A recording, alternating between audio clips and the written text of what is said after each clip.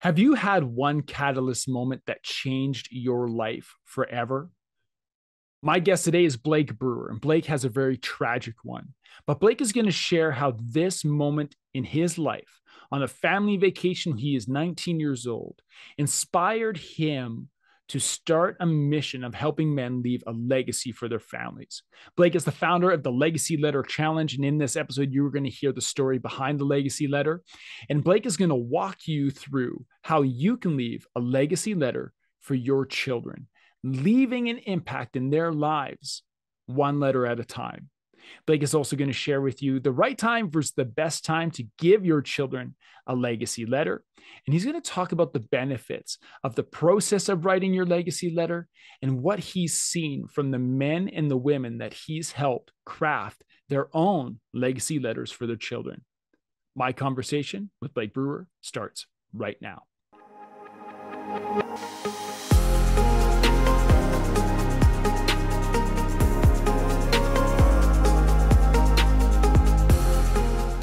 Hello, my friends. Welcome to this episode of the Dads Making a Difference podcast. My name is Cam Hall. I am your host, and I am excited to dive into this conversation with Blake Brewer. Blake is the founder of the Legacy Letter Challenge. Blake believes that the most powerful words spoken on the planet are the words spoken by a father and a mother to their children. And he believes that when you put those words on paper, that it maximizes the impact and it makes those words lasting. That is why Blake is on a mission to help 1 million parents craft at least one legacy letter to their children.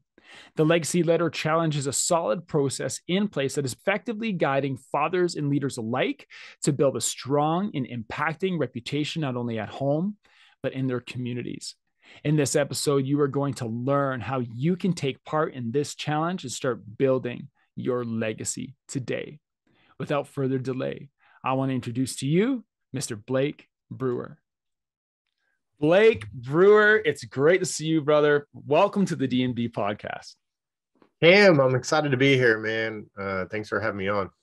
Yeah, I'm pumped for this conversation, Blake. We've been trying to set this up for some time. And, part of the magic of being a father and being a husband is managing your calendar.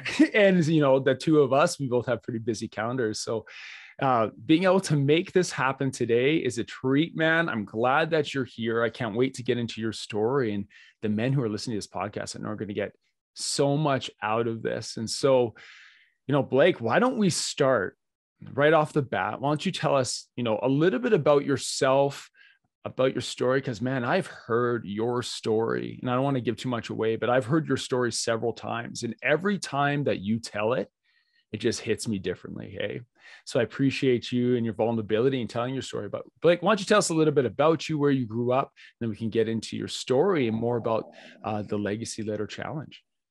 Yeah, so I'm down here in Tulsa. My family is all originally from Louisiana, which is where I was born. And then I grew up in Dallas, Texas, and then live here now with my amazing wife. And we've got 3 kids, 6, 4, and 20 months. Maybe an interesting fact about my son is that he came out of the womb at 11 pounds, 3 ounces. Whoa. And we were in shock. Like, that's whoa, a big boy. This is a big baby. And so yeah. On the next one, my wife was like, can't do that again. We're going C-section. Yeah. Wow. That's a big son. And so you got your hands full, you got the 3 and you and your wife. And so, Blake, you're raising this young family, and you and your wife are doing that together. Tell us a little bit about being a dad, hey, because that's where we're going to go today. We're going to go talk about, helping fathers leave a legacy. You have young kids and you're on a mission to help other fathers leave a legacy, but why don't you tell us about you and the legacy you want to leave? Yeah. I mean, when I became a dad, everything changed, right? Up to that point, it was all about me and, what I wanted out of life. And then you become a dad and you're like, man, I got these people that I've got to provide for. It changes the relationship with your wife. And man, I wouldn't go back. Man, I encourage guys when I meet them, I'm like, you don't have any kids yet? Like, what are you waiting on? Because it's so awesome being a dad and just really thinking forward, like 20, 30, 40 years, like what do I want to be true of my family? Like I'm building something here, right? Like building something that I want to last. And, working backwards from 40 years from now, it's okay, what do I got to do with my family today to get that and to achieve that? And it's exciting. Yeah, awesome, man. Blake, you're on a mission right now to help fathers leave a legacy. Yep. And that's where I want to dive into today. Why don't you share with us? And I'm taking a breath right now, hey, because I know this story, but I can't wait for the other people to hear it. It's pretty powerful. Why don't you share with us the story of where that initial piece of the legacy letter challenge, where the legacy letter idea came from? Yeah, it's a story about my dad. And so I had a really good dad growing up. My dad provided, my dad protected me, my dad guided me. But the story I'm going to share is something that my dad did for me that absolutely changed my life. And really, all three of those things, provided, protected, and guided, like it, he did it in a way that honestly, I believe every dad like has to do, and what I'm doing, what I have done and continuing to do for my children. So I was 19 years old, and we had went on a family vacation, and my mom was really good about planning these vacations, but this was like to Hawaii. So it was like, man, you can imagine, like I get the phone call several months out. I'm at college, like, hey, we're taking a family vacation to Hawaii. I hadn't been around my family all year. During my high school years, I was hanging out with my buddies. So it's like, man, we're going to do something cool with the family. Yeah. And so that first day that we're there, I'm standing on the beach with my dad. And even though I was 19, I still felt like a little kid standing next to my dad. And I was so excited to like be with him. And we were about to jump in the water and go snorkeling. But my dad was a really big guy. He was 6'3", 230 pounds. That was one reason I felt small next to him. Big football guy, right? Yeah. Yeah, he was drafted by the Atlanta Falcons, but he was more well known as Terry Bradshaw's tight end at Louisiana Tech. And so they were best friends and roommates. And my dad was a really humble guy, so he didn't go around telling people that. Yeah. But I told everybody. Of course. I was like, my dad was Terry Bradshaw's tight end. Yeah. So we're standing there on the beach, and my dad looked at me, and in his kind of own way, he told me, man, I'm glad you're out here with me, and gave me this really big smile. Like it was this really cool moment. And we jump in the water, and we go further and further out, and we end up in this place called Witch's Brew, and the water is known for being treacherous. It was treacherous that day, and my dad and I got separated. And so I started to get a little worried, like, hey, where'd my dad go? And I start scanning the water, and I see him. And so I could tell, though, that he wasn't doing well, and he was like treading water, and then he yelled for help. And that's when I knew that he was in trouble, because he had this really deep booming voice, and this yell for help was more like a whimper. And so I swam to him as quickly as I could. And when I got to him, my dad was underneath the water, and he was unconscious, just floating there. And so at this point, man, my mind is reeling, like spinning, like, okay, I got to get my dad to shore. Like, surely the worst case scenario isn't about to happen. And so I put my arms around my dad, and to the best of my ability, I got my dad to shore. The lifeguards and a nearby snorkeler had seen us, and they started doing CPR to my dad. And I'm on my hands and knees next to him, just really crying out to God, would you please save my dad's life? And again, I thought, surely it's going to be like the movies where he's going to open up his eyes and the water's just going to kind of come out of his mouth and he's going to come to.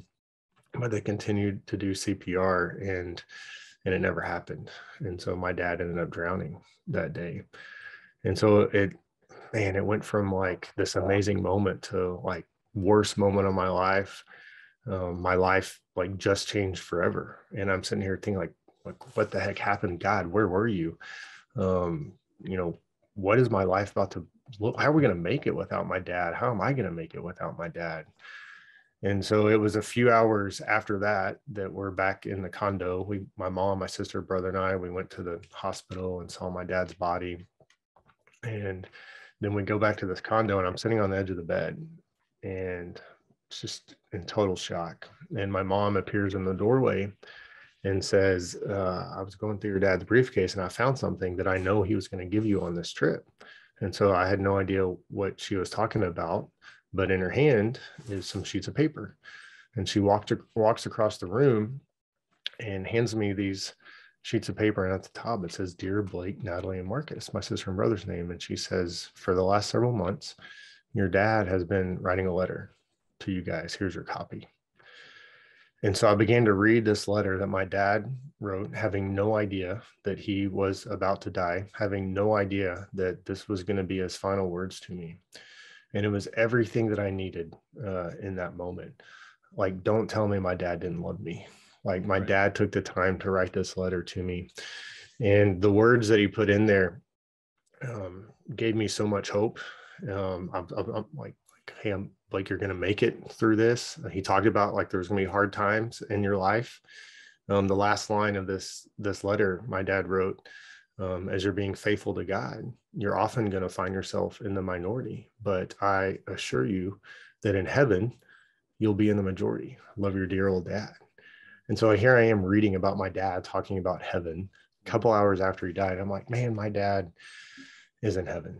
And man, it just changed my perspective on everything. And I was able to have just this attitude of really gratitude. Like a lot of people don't know their dad or had a bad dad. I had a good dad for 19 years of my life. God never promised that my dad was going to live to be 70, 80, 90 years old. So I can just be thankful that I had a good dad for as long as I did. But really that my dad's letter, man, he provided the words that I needed in that moment. And to this day, like as I got married and started my career and started having kids, like over the last 19 years, my dad's words have continued to be there for me in the ups and downs of life. My dad protected me with his words that next year of my life as I was grieving really hard. I could have made some decisions that in my grief that really would have had some negative consequences. And I didn't. Like actually I grew and developed more as a person than I ever had in my life. And then my dad guided me with his words. He gave me some great advice that was applicable then and to this day. And so, of course, I'm so grateful for my dad's letter. I can't even imagine where I would be without that. Wow. Like I can picture you, a 19-year-old guy. The year was like what, 2003, I believe you've shared that before. And you're 19 years old. You're there with your dad on a family vacation. And one that you've shared when we've spoke before was a really special time. It was like a big deal to go to Hawaii and do this and to go through that experience. A lot of people would say that that's a pretty traumatic experience as a young man to go through. And to come out of that with this letter from your father written to you and your siblings, and to just have, of course, you gone through the grieving part too, but to have that piece of my dad took the time to do this. My dad loved me. You just said that. You'll never tell you that your dad didn't love you. You know, you have this proof that he loved you and that you mattered and that he was proud of you. And he included that in this letter, man. It's such a powerful story. Every time I hear it, man, I'm blown away. And I'm blown away not only because of what happened, because tragic things happen to people. What I'm blown away by, Blake, is your resiliency and how you came through that and how you took that moment in time and shaped it into something more. Like you said, it could have been pretty negative, but let's talk about that for a moment. Yeah, well, you know, I don't know what would have happened if my dad hadn't have written the letter, because as you've talked about, like we're all going to, what if we haven't yet, going to experience like really hard times, like we all know someone that's going to die, or you know, something tragic is going to happen. But my dad, you know, in his way, like by writing this letter, helped me get through that time, and to be in a spot now where almost every day I talk about it and I share the story. And so I'm really grateful for it. And then to talk a little bit about what I'm doing now, because of my dad's letter, it's sparked me to be on a mission to help 1 million dads write at least one well-written, meaningful, lasting legacy letter. So it was a few years ago that I went to write a letter to my children when they were younger. If anyone knows the value of a letter from their dad, it's me. And so I want to have, I don't know what my last day on the planet's going to be. And my dad did not know May 23rd, 2003, that was going to be his last day. So I've got to have something written down for my children but also I see the world that they're growing up in and the messages that they're having to navigate, and that are trying to influence them. And it's hard. It's really hard. Like I feel for our children. And so I just want to be really clear about how I feel about them, what my values are. So I go to write this letter, and I had a new appreciation for my dad's letter, because I saw how difficult it was staring at that blank sheet of paper with everything going on in my life. I'm working, I've got, trying to be a good husband and good, and so to finish this letter was really hard. Like, what am I going to write here? And so powered through it, got it done, felt amazing. Like, it felt so good. Like, man, I just created something that's lasting. Like for the rest of my children's life, they're going to be able to look and see, hey, this is how my dad felt about me when I was like 2 years old, when I was like 4 years old. Like, my dad loved me even then. Yeah. And so I actually decided to go ahead and read it to my daughter when she was 4. And so normally, like, I'm reading her like a book, like a princess book at night. Yeah. And that night I read her the letter.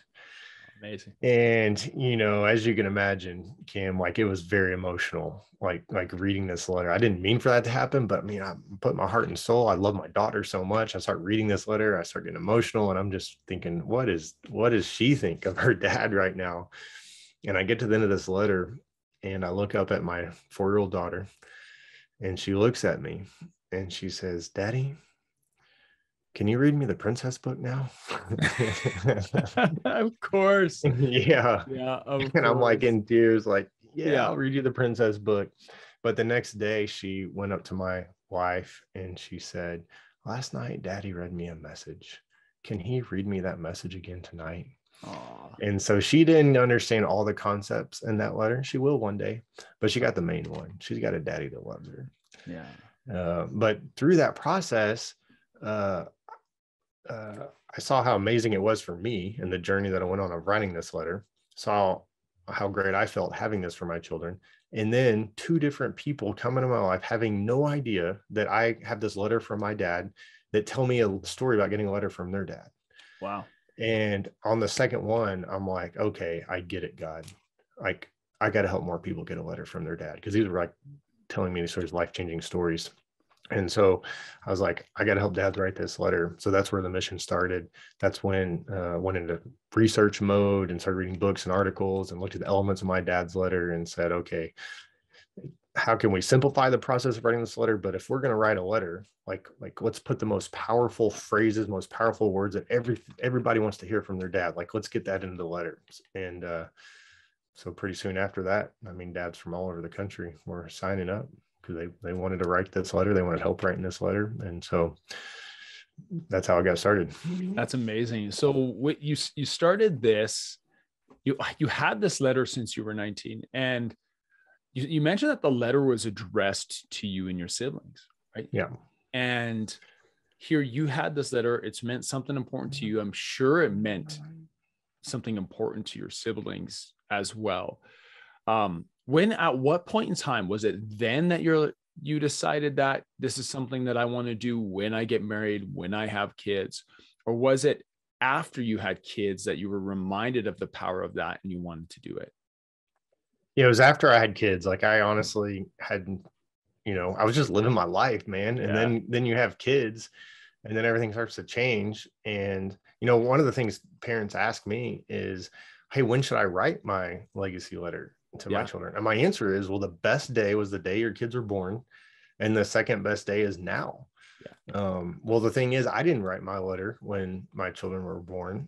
Actually, my third one, I did get one. And so, but I wish I did. But the thing is, I got at least one written for each of them. And so that's why I tell dad, like, it's never too late. Yes, and I help dads write it to their newborn kids, but I also help dads who are writing it to their 40-year-old son. And I promise you, their 40-year-old son is loving this letter. I talked to a guy the other day who was writing his letter to his 20-year-old son, and he's telling his wife about it. And she starts tearing up.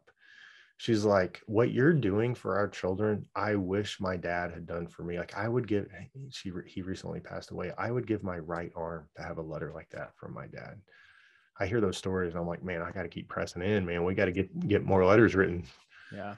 When is the appropriate time to share the letter? You mentioned you already read your letter to your daughter at 4 years old. Yeah. You got yours in a time where your dad had already pre-thought that knew that this was an important piece that he wanted to leave with you.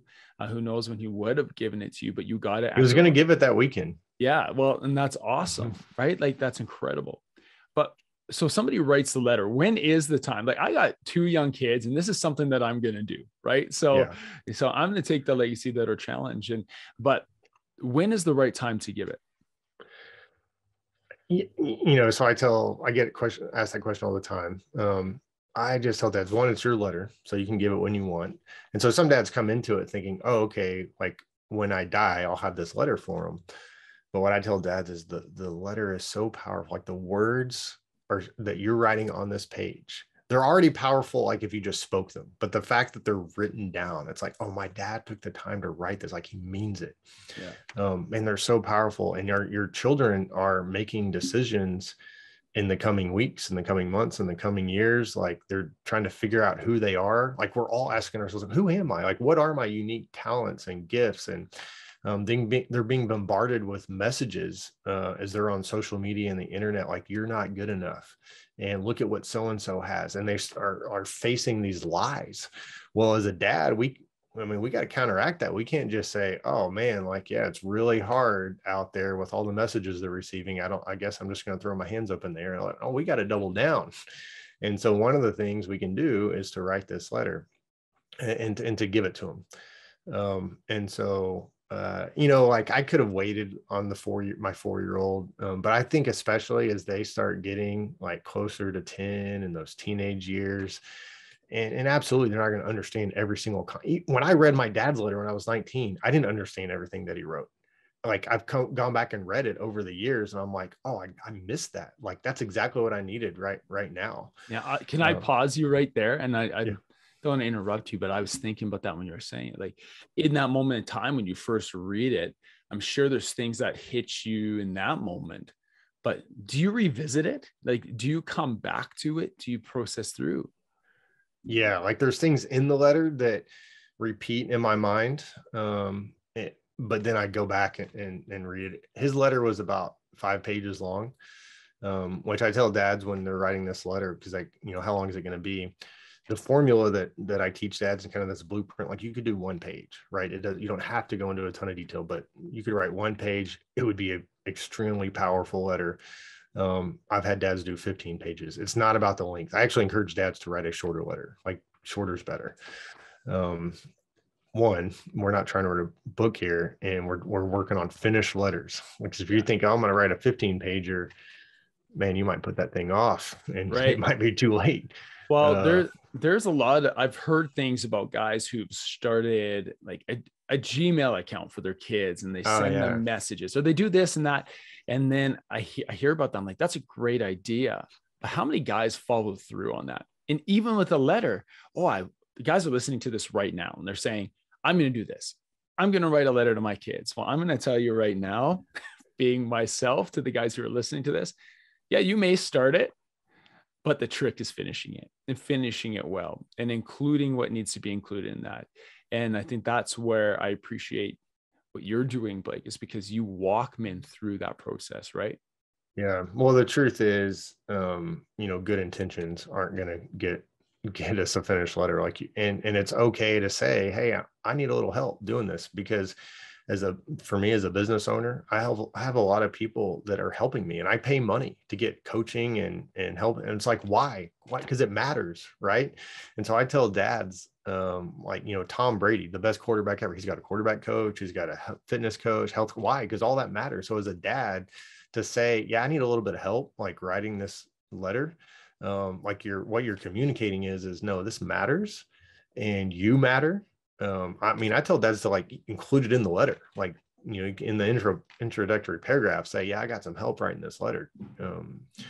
But so going back to like getting it done, I realized, in my quest to help 1 million dads write a letter, like it was not enough for me just to inspire dads to write the letter. Because honestly, I've been telling my story the last 19 years, and every dad I talked to was like, oh man, I wish I had a letter like that for my dad, communicating the things we're talking about.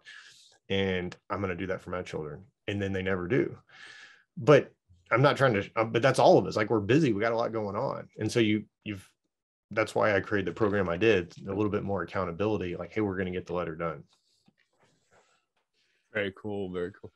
So let's talk about the legacy letter challenge, because, you took a letter that was addressed to you and your siblings, and now it's a thing. Like, you do this, guys pay you, they come in, they do the challenge, you walk them through, they have this finished product. Let's talk about where that started. You mentioned two guys came to you, told you a story. At that moment in time where you're like, they had letters, I had a letter, I have to do this right now? Or was it kind of this back and forth process of deciding that, hey, is this something that I need to do? I'm very curious about the process, how you got to where you are.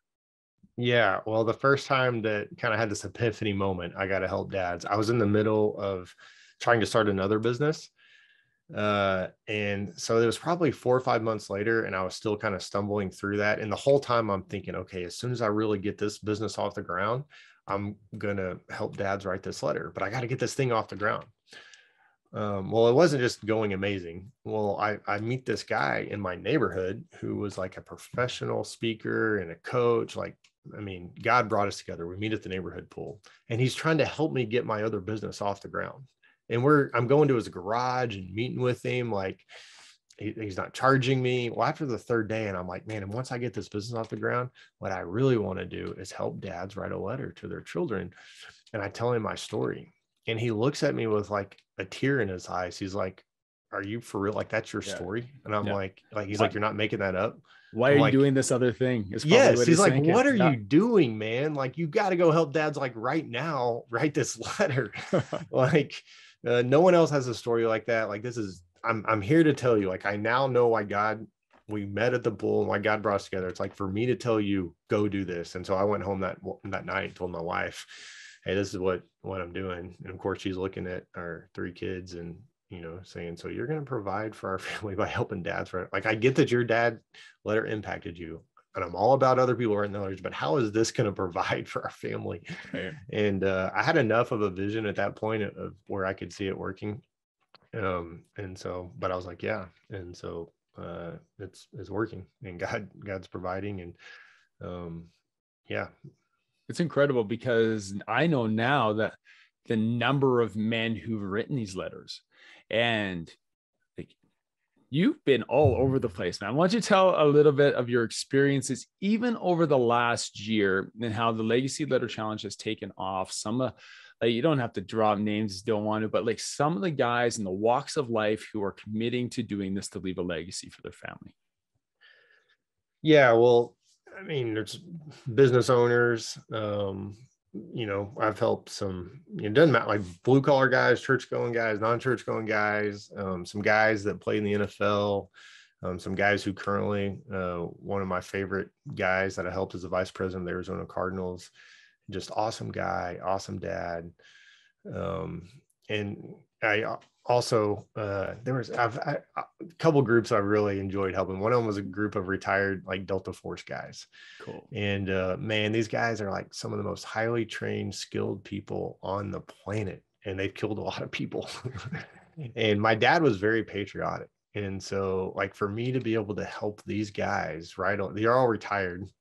They're all like in their 40s, but they, like, for them to do this special thing together, like, it was a private group, and we did it over 4 weeks, and it was just like really cool to help them write this letter, which also led me going to the 160th Airborne at Fort Campbell and to speak to them. And so I do some stuff with different businesses and military, and then I do a lot of work with financial advisors, and so we partner together, and so they purchase my program to provide it for their clients. They're like, hey, we want to help our clients leave more than just a financial legacy. Like, we really want to help them leave a legacy with their family. And so, man, it's like this awesome partnership, because it helps them in their business, and it's helping me help more parents write a letter to their children. So incredible. And so what does that process look like? So now somebody's listened to this, they know the power of the letter, and they've heard your story, obviously, which is quite powerful.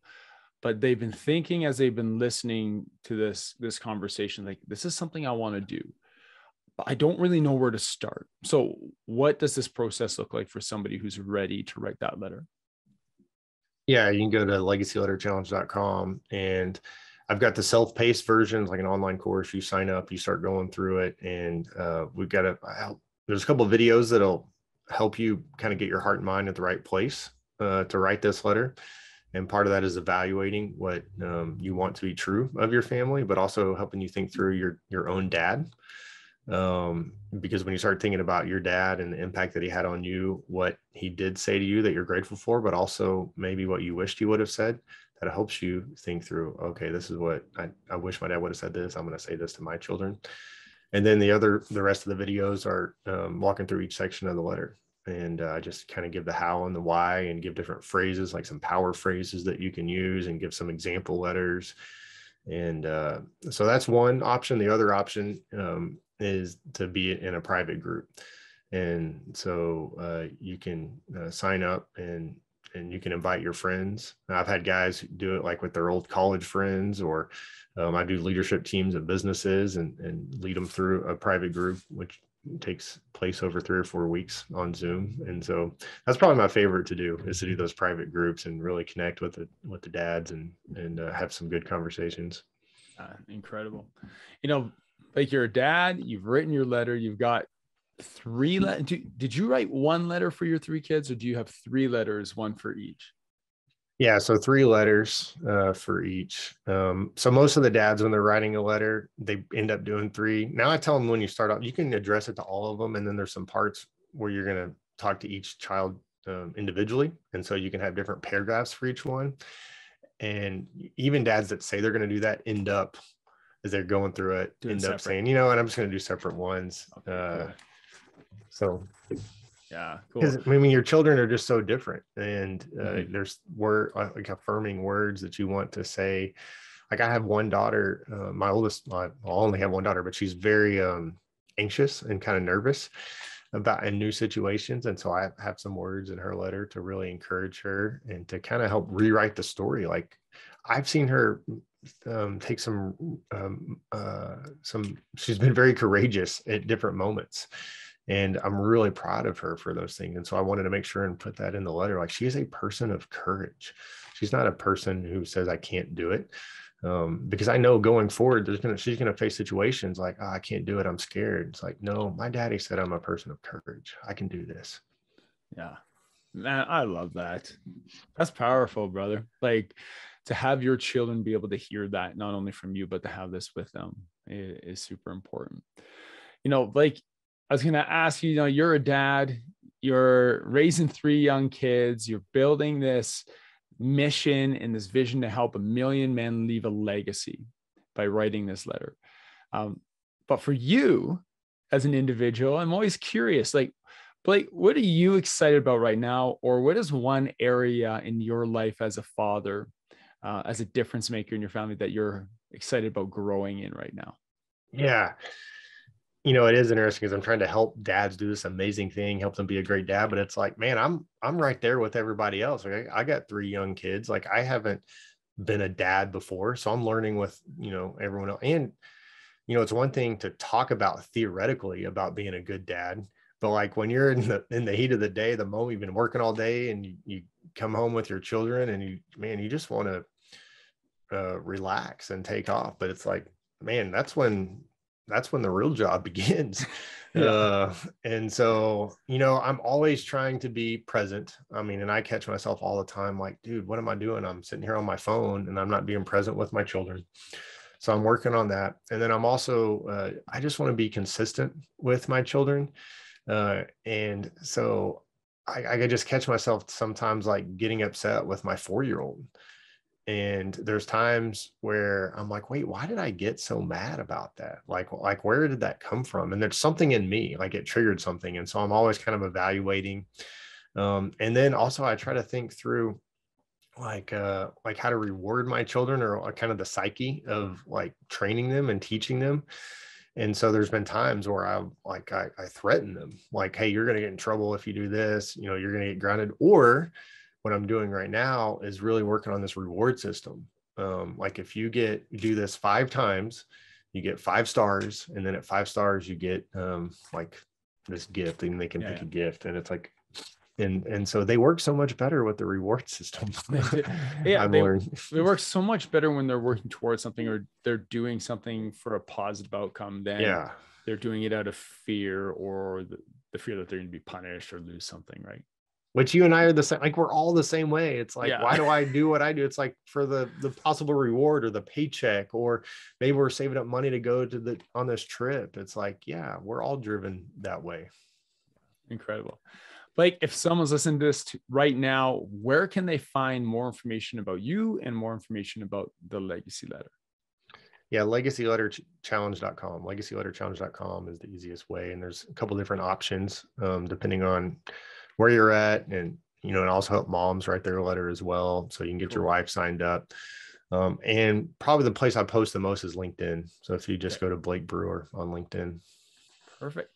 Well, Blake, I appreciate you, brother. Thank you for taking time out of your schedule to join me today. I know that the conversation that we've had is going to impact many men's lives, and thank you for that. Absolutely. Thanks for having me, Kim.